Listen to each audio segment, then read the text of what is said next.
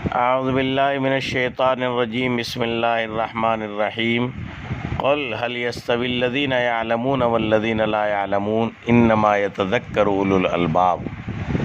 عزیزان گرامی، علم اللہ کی طرف سے انسانیت کا سب سے بڑا زیور ہے، اس کی خوبصورتی ہے، اور اس کائنات میں جو رانائی ہے، اس کائنات میں جو چمک اور جو اس وقت میں ترقی ہے، اور جو اس کائنات میں اللہ نے تمام نظام کو ہمارے سامنے کیسی روانی کے ساتھ چلایا ہے، خدا کی قسم اس کی تہوں میں، اس کی گہرائیوں میں خدا کے علم کی بڑی برکات ہے۔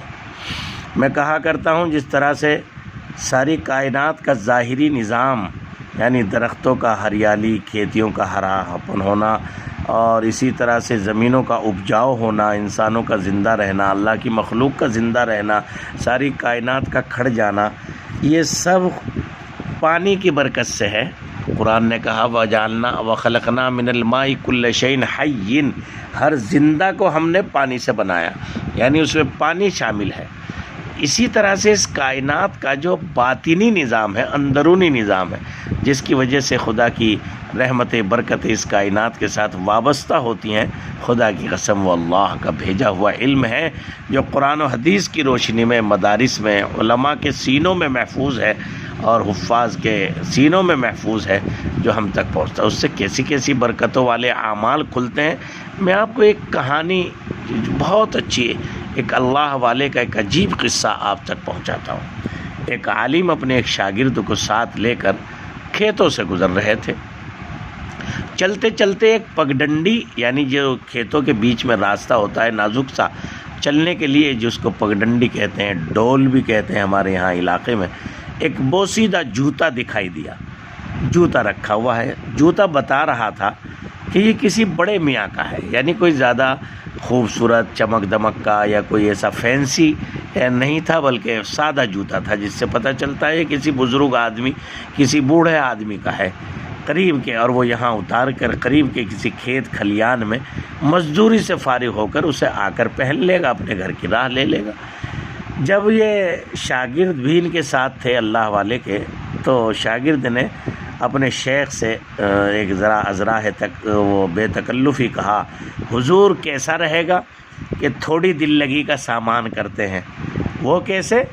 تو شاگرد نے کہا، حضرت جوتا ادھر ادھر کے کر کے خود چھپ جاتے ہیں، وہ بزرگوار آئیں گے، جوتا نہیں پائیں گے تو ان کا رد عمل دیکھیں گے، دلچسپی کا باعث ہوگا، ذرا ان کی پریشانی کیسے ہوگی اس کو دیکھیں گے۔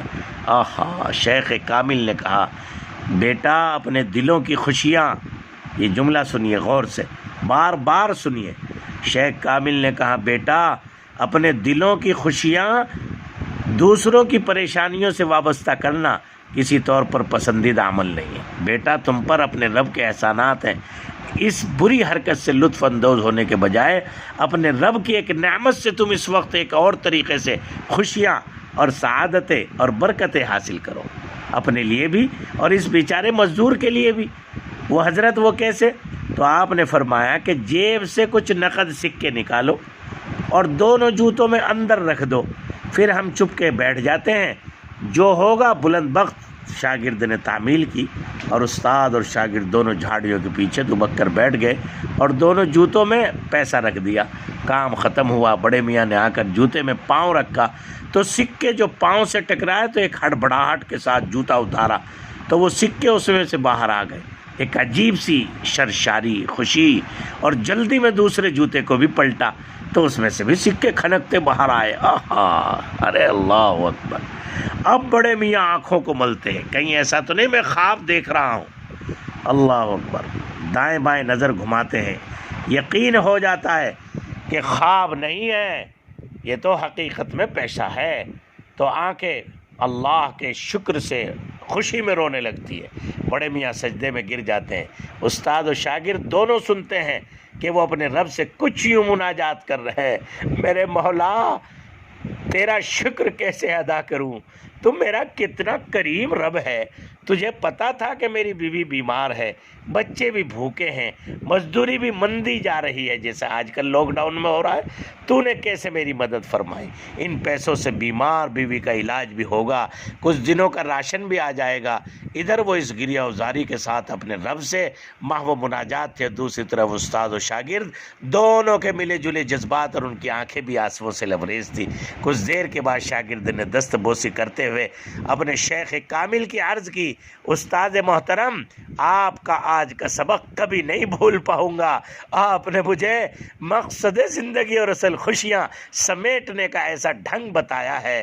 شیخ جی نے موقع مناسب جانتے ہوئے بات بڑھائی، بیٹا صرف پیسے دینا ہی عطا نہیں ہے، یاد رکھو سماج میں اپنے یہ کام ضرور کیا کرو، باوجود قدرت کے کسی کو معاف کر دیا کرو، مسلمان بھائی بہن کے لیے غائبانہ دعا کر دیا کرو، مسلمان بھائی بہن کی عدم موجودگی میں اس کی عزت کی حفاظت کیا کرو۔ اس لیے اور اپنے گھروں میں جو جوائنٹ فیملیاں ہیں، مثلا ساس بیوی کی قدر کیا کرے، بہو کی قدر کیا کرے، بہو ساس کی قدر کیا کرے۔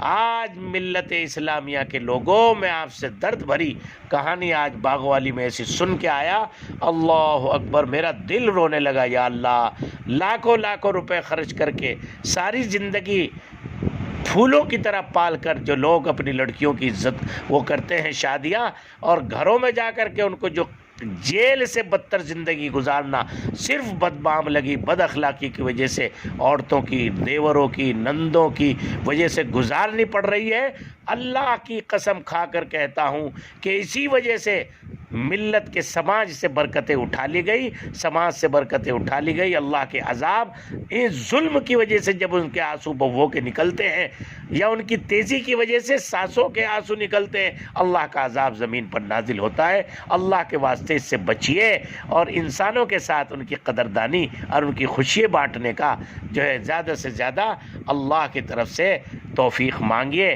اور خوشی بانٹنے کا موقع اور لوگوں کو فراہم کیجئے، اور اپنے عمل سے اللہ کے بندوں کو خوشیاں دیجئے، غم نہ دیجئے، سسکنا اور رونا نہ دیجئے، اللہ کے واسطے اللہ کے بندوں کو راحتیں دیجئے۔ وآخر دعوانا ان الحمدللہ رب العالمین۔